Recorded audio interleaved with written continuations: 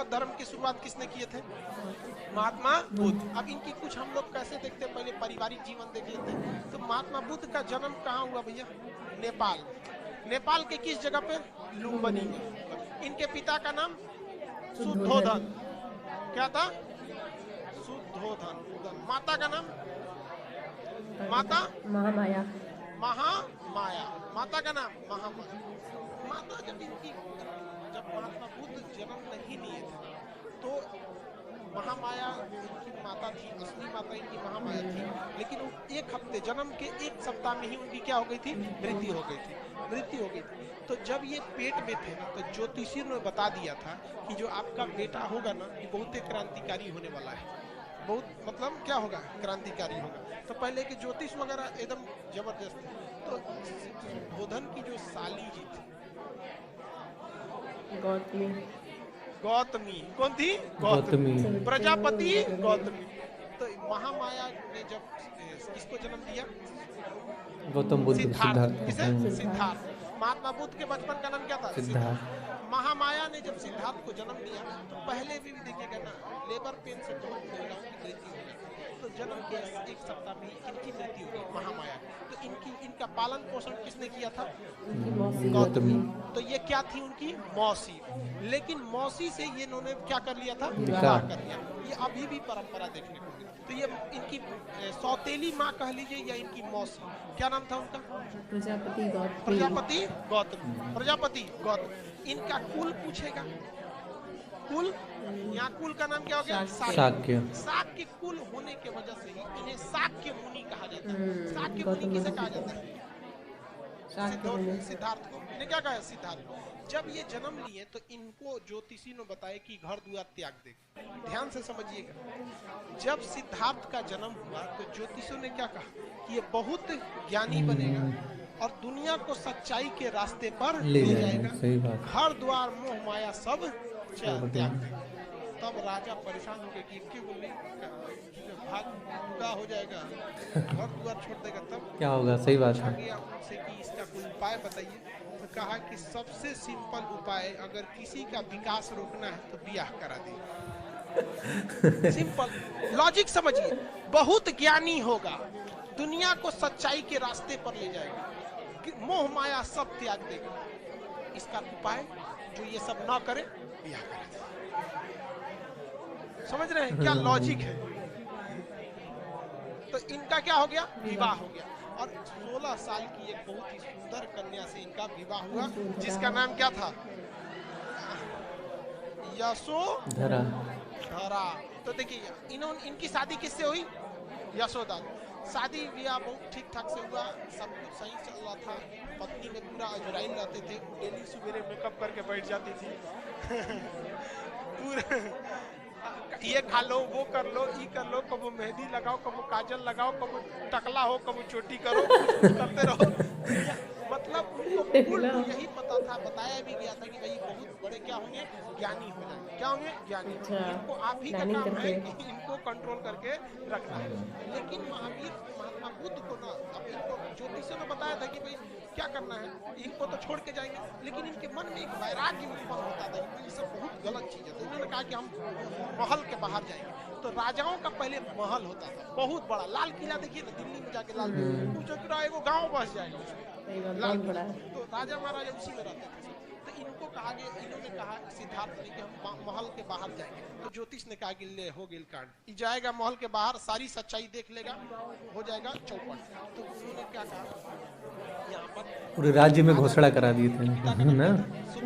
इन्होंने पूरे महल में रास्ता डिसाइड होता है। आज भी मुख्यमंत्री निकलते हैं तो रास्ता डिसाइड होता है किस रास्ते से जाएंगे। देखेंगे सड़क खाली करा दी, कोई नहीं निकलेगा, सड़क खाली, कोई जाम नहीं लगेगा, सफाई करो, चूना उना छिड़को, मुख्यमंत्री जाने वाले हैं। अब मुख्यमंत्री उधर से जाते हैं, कहते हैं मेरे राज्य में कितना विकास हुआ, न जाम लगता है, न नालियां खुली है, चारों चूना छिड़का। एक दिन आइए ना, बिना बताए, बस वही हो गया। पूरा चूना उना छिड़का दिया गया और पूरा पुलिस लगा दी गई। एकदम तैयारी से गए थे। लेकिन संजोग अजब होता है कि कोई में एक बूढ़ा आदमी चला है, बीमार था, बूढ़ा था। इनके घोड़ा का जो नाम क्या था? कंतर। घोड़े का नाम कंतक, चेटक उनका नाम, और इनके सारथी का नाम था चन्ना। सारथी मतलब समझते हैं, जो घोड़ा को लेके हाँकता है, चल चल चल, तो सारथी का नाम क्या था? चन्ना। क्या नाम था? चन्ना। चन्ना, सारथी का नाम चन्ना। तो सारथी चन्ना से पूछे कि वो आदमी ऐसे झुक के काहे चल रहा है? कहा कि महाराज बुढ़ा गया है, बुढ़ा गया, एकदम झड़ गया है, एकदम लुजुर पुजुर हो गया, झड़ गया। महाराज सब आदमी झड़ जाएगा, ऐसे ही आप भी बुढ़ा जाइएगा। कहा हम बुढ़ा जाएंगे तो इतना उठपटांग लगेंगे। कहेंगे भाई सबको जाना है यहाँ से। तो उनको दिमाग में खटक गया कि गड़बड़ है। तो हमारे बाबूजी हमसे छुपा के रखे थे, तब तक आगे गए थे, बीमार आदमी मिल गया। ये क्या हो गया? कि अब एकदम ये जाने वाला है, मतलब ये बीमार है, अब ये क्या है, ये दुनिया से जाने वाला है, ये अब चल नहीं पाता है। चन्ना कहा कि हमारा और आपका सबका यही दुर्दशा होने वाला लास्ट में। तब तक और आगे चल गए तो कोनो को अर्थी उठ रहा था। कहा कि वो लेटा का है, वो पे कहा कि लेटा नहीं है, वो खत्म कहानी है इसका। आपको लेटा लग रहा है, चल गया है, वो चल गया वहां पे। तो उन्होंने कहा कि सबको मरना है, सबको मरना है, आप भी जाएंगे, सिद्धोधन भी जाएंगे, और आपकी जो महामाया थी ना वो चल गई, और ये भी जाएगी। तब बेचारा एकदम टेंशन में भाई वो साधु को देखा, तो साधु से पूछा कि ये काहे बैठा है? साधु योग के मुद्रा में बैठे थे, कोई मतलब नहीं, ध्यान। साधु लोग का वेशभूषा कैसा रहता है वैसे। उन्होंने क्या कहा, ये काहे ऐसा देखा? कि ये भगवान के में मतलब आराधना में पूछे बुद्ध ने चन्ना से, कौन भगवान जिसके पास वो लेटा वाला आदमी गया था, मतलब मर गया तो बताया ना चन्ना कि भगवान के पास गया है, मतलब भगवान के पास जा रहा है, इससे कनेक्शन लगा के बैठा। तो उन्होंने कभी इस चीज को देखा नहीं था। इन 4 चीजों को देखा तो उनके मन में वैराग्य आ गया, और घर आए तो टेंशन में आए। यशोधरा से कहा कि देखो सब में कुछ ना रखा है दुनिया में, तो ये तो दिमागे ठनक गया। जोन बवाल के लिए हमको लाया गया था, बवाल आ गया। तब तक पता चला कि यशोधरा गर्भवती। अब ये टेंशन में लिए, अगर किसी को एगो बेटा नहीं है ना, तो एगो बेटा के इंतजार में 9 गो बेटी पैदा कर सकता है। वो फुल स्टॉप तभी मारेगा जब एगो उधर बेटा लग जाए, नहीं तो कॉमा दे के आगे बढ़ते रहेंगे।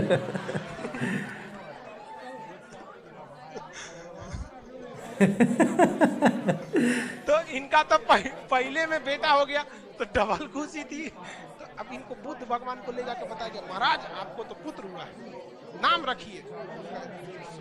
एगो तो हम घर छोड़े वाले थे, ये कहाँ से चला है पैदा। तो उन्होंने कहा, मने मन कहा कि मेरी जिंदगी का सबसे बड़ा कांटा ये हो, क्योंकि अगर हम घर छोड़ देते तो लोग यही कहता कि इन्होंने अपनी पत्नी घर द्वार सब छोड़ के चले, कोई ज्यादा बुरा नहीं मानेगा। लेकिन ऐसे ससुरा 2 दिन के लड़का छोड़ के चल जाएंगे, पूरा समाज हमारा बोलेगा। तो उन्होंने कहा मेरी जीवन का ये कांटा है। तो राहुल मतलब क्या होता है? रास्ते की बात। उन्होंने कहा राहुल ले, तो उनको लगा, ये नौकरनिया को लगा कि नामे रख दिए, जितना बुद्धि उतने सोचेगी ना।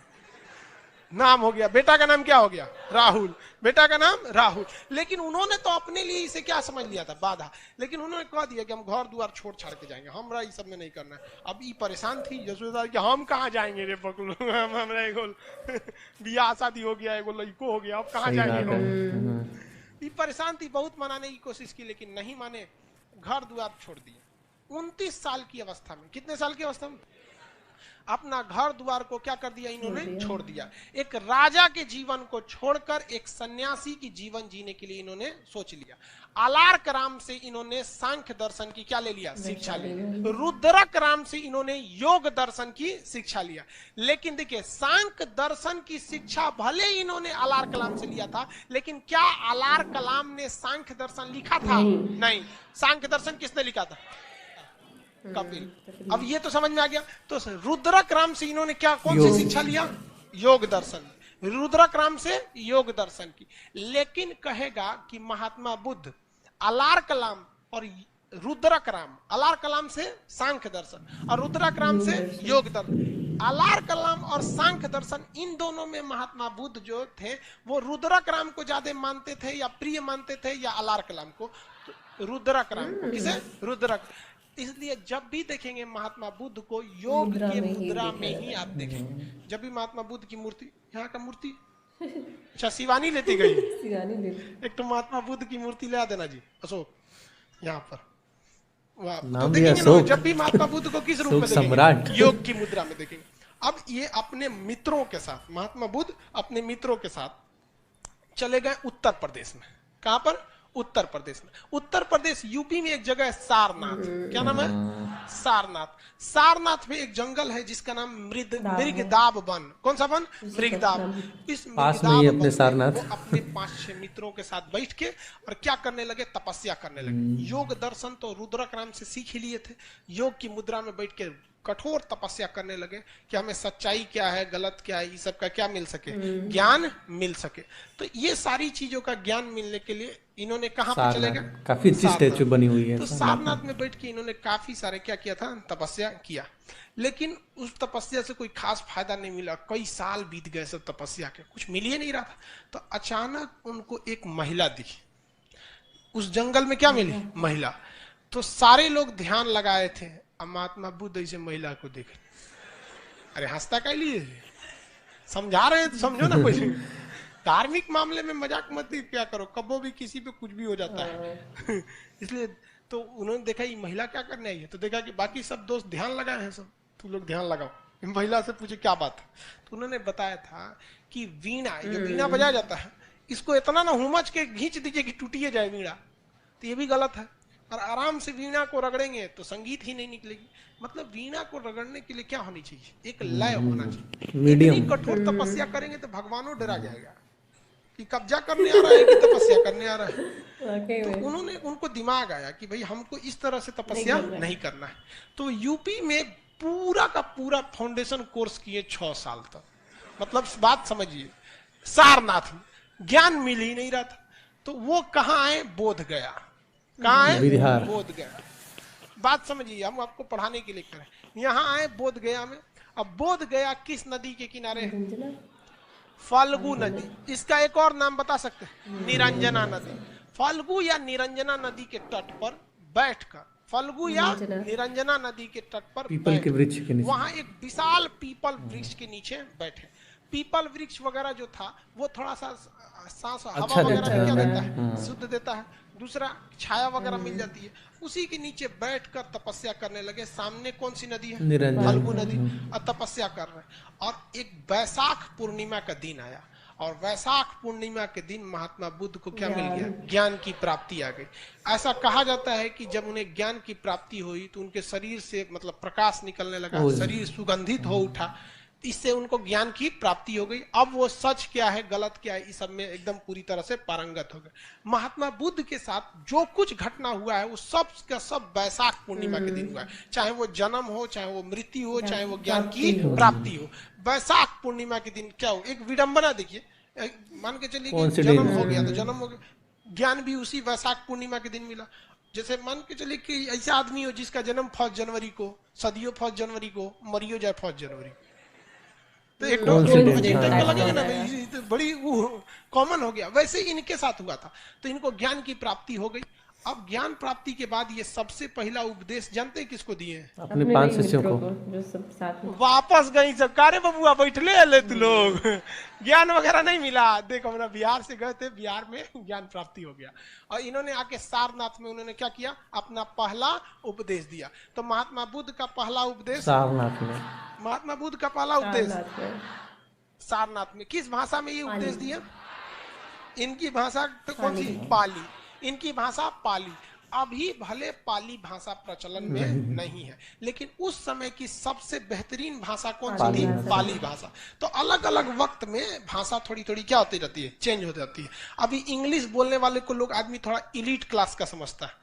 तनी पुलिस स्टेशन में चाहे सरकारी ऑफिस में जाके इंग्लिश में 10 मिनट बतिया दीजिए ना, आधा कर्मचारी से रखने लगता है, महाराज अंग्रेजी बोला था, देखो ना उनका। तो हमेशा थोड़ा थोड़ा समय में ना भाषा थोड़ी सी चेंज होने लगती है। तो इन्होंने कौन से भाषा में उपदेश दिया? पाली भाषा। और पाली भाषा में जब इन्होंने उपदेश दिया तो लोगों को वो उपदेश काफी पसंद आने लगे। इसी बीच इनको बुलाया गया यूपी का ही एक जगह है श्रावस्ती। क्या नाम है? श्रावस्ती। श्रावस्ती। श्रावस्ती, उत्तर प्रदेश का ही, नेपाल से सट के है जगह श्रावस्ती। श्रावस्ती में महात्मा बुद्ध ने अपना सबसे ज्यादा समय व्यतीत किया। बरसात के समय ये कहाँ चले जाते थे? श्रावस्ती में। और श्रावस्ती में जब ये उपदेश देने गए तो वहां एगो भयंकर डाकू रहता था, उंगली माल डाकू, काट के उंगलिया का माला पहन लेता था। घेर लिया महात्मा बुद्ध को। महात्मा बुद्ध को क्या कर लिया? घेर लिया। कहा कि आप तो तरो काट दे। महात्मा बुद्ध कहे काट दो। कहा कि ये अजबे आदमी है, करे काट दो, डराइए नहीं रहे। तो कुछ भी बोलते रहे महात्मा बुद्ध। महात्मा बुद्ध ने कहे कि महात्मा बुद्ध से उंगली माल ने क्या कहा कि तुमको डर नहीं लग रहा है? तो महात्मा बुद्ध ने कहा डर हमको नहीं लगता है, डरे तो तुम हो। कहीं कि एकरा देखो अलगे लेवल का है, कटाने के लिए सामने रेडी पड़ल है, करा डर तो उन्होंने कहा कि कैसे? उंगली माल ने कहा कि कैसे हमको डर लगता है? तो महात्मा बुद्ध ने कहा कि हम जब चाहे 24 घंटा जहां चाहे जा सकते हैं, मुझे कोई डर नहीं, इवन तुम्हारे आगे भी। लेकिन तुम जब भी निकलोगे रात में निकलोगे, भीड़ भाड़ में नहीं निकलोगे, समाज में नहीं जाओगे, वरना पकड़ के लोग चूर देंगे तुमको। ये बताओ डर तुमको कि हमको? तुम जो अपना कमाए हो उसको बचाने के लिए तुमको दूसरे लोगों पर हत्या करना पड़ेगा, अपना दबदबा बनाने के। मुझे कोई जरूरत नहीं। बड़ी लंबा चौड़ा 2-2.5 घंटा उपदेश दिए थे, वो रात के 2 बजे घेर लिया था रतिया को आके। डाकू को दिन में थोड़े आएंगे, सो सुतल थे उठा लिए, चलिए उंगली माल देख रहे हैं, आप ही जैसे लोग का उंगली है। तो उंगली माल डाकू को उपदेश दिए, बाद में उंगली माल डाकू भी क्या हो गया? प्रभावित हो गया। महात्मा बुद्ध का क्या हो गया? अनुयायी हो गया। महात्मा बुद्ध अपने सबसे उनका कहना था कि हम जो कहते हैं इस पर कोई भी विश्वास न करो, बल्कि इसे तुम अपनी तर्क की कसौटी पर, तर्क मतलब होता है अपनी खुद की बुद्धि पर, तर्क की कसौटी पर देखो क्या ये सही है या नहीं है, मतलब खुद से सोच के देखो। तो महात्मा बुद्ध बहुत फेमस होते जा रहे थे। उसी बीच वो दान उन लेने के लिए जहां तहां बैठे रहते थे। भिक्षा इनका मुख्य कहना था कि ज्यादा कमाओ मा के मत रखो, भिक्षा वगैरह लेके क्या करते हो रख लो, अपना भिक्षा जितनी है अपनी भिक्षा से ही अपना जीवन यापन करो। तो जाते थे तो बहुत लोग उनको उपहार देते रहते थे। एक दिन एक गांव में गए तो एक बुढ़िया उनको उपहार दी, और वो जानते कौन उपहार दी? जूठा आम। मतलब बताइए, उतना बड़ा भगवान को आप उपहार दे रहे हैं तो कम से कम एगो सल्लग दे दीजिए ना। खड़ा सल्लग नहीं समझता है, गोटे कंप्लीट मैंगो 1 पीस, सीबीएसई वाला। तो कम से कम एक आम देना चाहिए, आधा आम दे रही वो जूठा। और जब सारा हो गया तो महात्मा बुद्ध से पूछा गया कि आपको सबसे ज्यादा कौन सा उपहार पसंद आया? तो महात्मा बुद्ध ने कहा था कि जूठा काम हुआ। तो लोग जो सोना चांदी दिए थे वो कहने लगे कि अब सठिया गई लोग, उनके जूठे आम पसंद है। तो उन्होंने क्या कहा था कि जो आम जो बुढ़िया ने दिया है इसने अपना सब कुछ दे दिया, इसके पास कुछ नहीं है, और जो तुम लोगों ने दिया है वो अपनी टोटल संपत्ति में से कुछ दे दिया है यहाँ पर। और हम लोग को विचारधारा देखिए, हम लोग अपने टोटल संपत्ति का जितनी संपत्ति रहती है, मान के चलिए जिसके पास 100% संपत्ति है, इसका वो भगवान को कितना देता है पता है? 0.0001% भी नहीं देता है। देखते हैं 0.01% भी नहीं देता है, 200-500 चढ़ा देता है, और सोचता है कि भगवान हमको वीडियो कॉलिंग पे हमारी समस्या सॉल्व करे। अरे कहीं का इतनी सा में तो भगवान को ब्लैकमेल कर रहा है। तो इन्होंने कहा था महात्मा बुद्ध ने कि इसने अपना सब कुछ क्या दिया, हमको समर्पित कर दिया। आनंद इनका सबसे प्रिय शिष्य, इनका सबसे प्रिय शिष्य क्या था? आनंद नाम था इनके सबसे प्रिय शिष्य का नाम। आनंद बहुत प्रिय शिष्य थे। एक इनको ना एक बहुत बदमाश लड़का था, गाली उली देता था महात्मा बुद्ध को। तो एक दिन महात्मा बुद्ध के स्टेज पे बुलवाए, गिरे इधर आओ, गरिया रहा है तुम हमको? कहा हाँ। तो यहाँ बगल में खड़ा करा कहे तो गरियाओ। 1 घंटा गरियाया महात्मा, और गरियाओ 2 घंटा हो गया, थक गया गरिया के। कहा कि अब गाली खत्म हो गया, थक गए हैं। तो महात्मा बुद्ध ने कहा कि देखो, मान के चलो कि हमने अपना कोई सामान तुमको दिया और नहीं तुम लिया, मेरे सामान को लेने से अगर इनकार कर देते हो तो वो सामान किसका होगा? तो उसने कहा कि सामान आपका था, हम नहीं लेंगे तो आपका हो जाएगा वापस। तो कहा ठीक है, जो तुम्हारी गालियां हैं ना हम नहीं ले रहे हैं। तो ये गाली किसकी हो जाएगी? कहा कि गुरुजी तो सब हमार हो जाते। तो महात्मा बुद्ध का बहुत बड़ा क्या हो गया, चेला हो गया। लेकिन ये आनंद महात्मा बुद्ध से कहता था कि महाराज खाली आप ऐसे साधुअन को लेके घूमते हैं, महिलाओं को भी शामिल कीजिए। बदमाशी बहुत करता था। अरे भाई देखिए, आप इस चीज को ना अन्यथा में नहीं लेंगे। तो महात्मा बुद्ध क्या है, महिला उला को शामिल मत करना, महिला को शामिल करोगे हमेशा परेशान रहोगे, टाइम से आएगी सब नहीं, बैच चालू होने के बाद आएगी सब, तो परेशान होकर रह जाएगा। कितना समझा के रख दो, टाइम से नहीं आएगी सब। वैसे ही भाई उनमें साधुओं की सभा होती थी, सब साधु अपने में ध्यान में रहेंगे।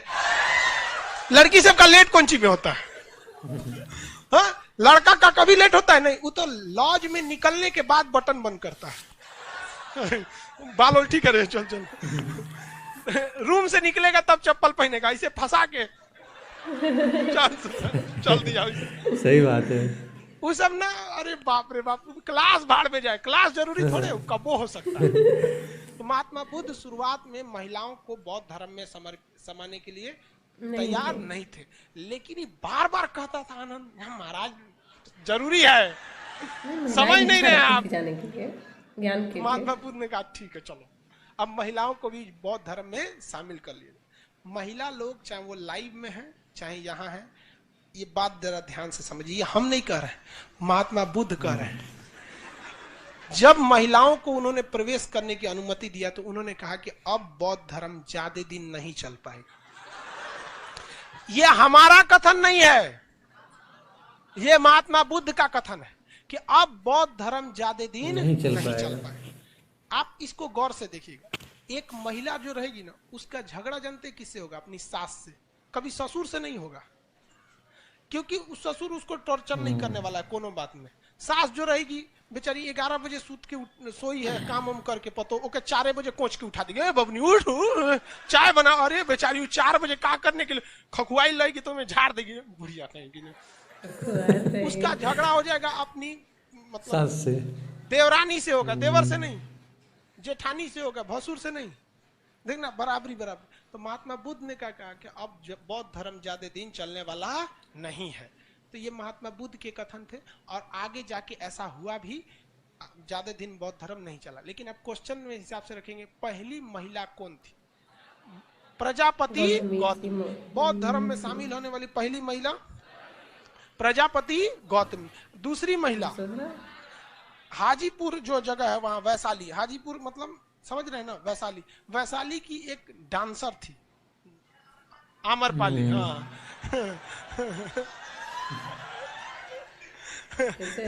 हाँ सर, आम्रपाली लग रहा है कि गौए की। कहाँ घर है? हाजीपुर। ठीक है। वहाँ की एक तो डांसर थी, आम्रपाली नर्तकी थी। अब वो भी क्या हो गई, बौद्ध धर्म में शामिल हो गई। बौद्ध धर्म ने सबसे लोगों को कहा कि देखिए आपको कठोर नियम पालने की जरूरत है। जैसा कि खान सर लास्ट में बता रहे थे, तो बुद्ध जी का काफ़ी ये अच्छा कोटेशन है। तो मैं काफ़ी मतलब थोड़ा सा एक्टिव रहता हूँ इन सब चीज़ों में। तो सारनाथ भी कई बार मेरा जाना हुआ, तो कई बार हम लोग वहाँ प्रार्थनाएं सुनते हैं, इस तरीके की चीज़ें सुनते हैं। तो मैं ट्राई करता हूँ कि किस तरीके से लोग वहाँ पे गाते हैं। तो कुछ इस तरीके से गाते हैं वहाँ पे लोग, बुद्धं शरणं गच्छामि, धम्मं शरणं गच्छामि, संघं शरणं गच्छामि। काफ़ी शांति लगती है भाई, जब ऐसा हम लोग सुनते हैं बहुत ज़्यादा रिलैक्स फील होता है। एंड इसका मतलब भी ये होता है कि बुद्ध के शरण में जाओ, उसके बाद धम्म के शरण में जाओ, एंड लास्ट संघ के शरण में जाओ। तो ओवरऑल गाइज आपको यह मैशअप रिएक्शन का वीडियो कैसा लगा, अपने थॉट को नीचे वीडियो के कमेंट में जरूर बताइएगा। वीडियो पसंद आई हो तो वीडियो को लाइक जरूर कर दीजिएगा। चैनल पे नए हैं तो चैनल को सब्सक्राइब जरूर कर लीजिएगा। तो थैंक यू, मिलते हैं नेक्स्ट वीडियो में।